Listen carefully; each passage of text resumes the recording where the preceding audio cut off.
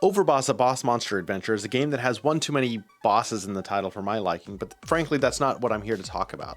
What I am here to talk about is if this is a game that's worth taking a look at. Published by Brotherwise Games with tasty 16-bit-esque art by Darren Culvert, Overboss places you into the role of a final boss in an old-school video game where you're tasked with designing the very level you hope with which to thwart those pesky heroes. The game was designed by Aaron Mesburn and Kevin Russ. Yeah, why do those names sound so familiar? Tumbletown is quaint, it's cozy, and it is precisely what I was looking for. So for me, Verdant is a big win. Oh, that was for my B-roll. I probably shouldn't have done that. Oh, that's right. It's because I've loved every single game that I've reviewed that has one of their names on it. With my past experiences with their designs, I could only hope this was going to be as delightfully puzzly as any of the previous tile, card, dice laying endeavors. So here's the quick and dirty of what the game's all about and how it plays, but please just give me like 60 seconds. It's not going to be the entire video. There's no point for me to go over every single rule because frankly, Brotherwise Games has already done a fantastic job of creating videos on how to do that. So we'll just jump right in. Basically, 1 to 4 players uses a board and fills it up with tiles and places tokens on some of those tiles until everyone's board is filled up.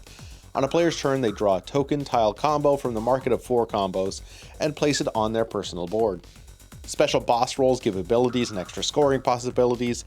Each tile scores differently and has matching tokens to increase scoring potential.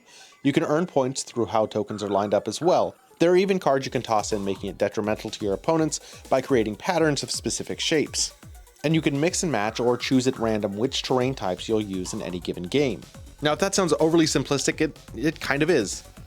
But also, if it sounds like a lot, it's also that too. The basics offered of take a tile and token and place it down are simple, but each specific terrain offering unique scoring abilities gives it just the right amount of spice that I like for a lighter brain burn. But then the game lets you season to your preference with command cards that give you weaponized movements if you arrange tiles in a certain way. And with each terrain type being unique in how they score, picking and choosing which ones work best together and where to put them is crucial. You're also given more terrain types than you'd ever use in a single game, allowing for each game to be a customized experience. So what are we looking at here? It's a dolled up tile laying affair with a heavy dose of season as you like elements to cater to most tastes. You run the risk of getting hosed in the draw if you don't shuffle well, which I'll get into in a minute, but ultimately any bad draws are easily glossed over by the quick playtime and a healthy ability to pivot your strategy to match the situation. Overboss has a far more intimidating presentation than is necessary, but that's only because it's so comfortably produced. With large chunky tiles and an incredible insert from game trays, this is an organizer's dream come true. Everything about the production oozes quality, and I haven't a single word of complaint. That's not true. Those tiles, they're thick, chunky cardboard squares. They feel great to handle, but not so great to shuffle. If anything, I might wonder if the whole production isn't just slightly too big. Calico and Verdant are games from Russ and Mesburn, and both use a similar mechanic while avoiding most of the small, cumbersome issues here. Verdant by using cards, and Calico by using small hexagons. And that's a minor issue slightly exacerbated by the fact that it makes the game a bit of a chore to put away.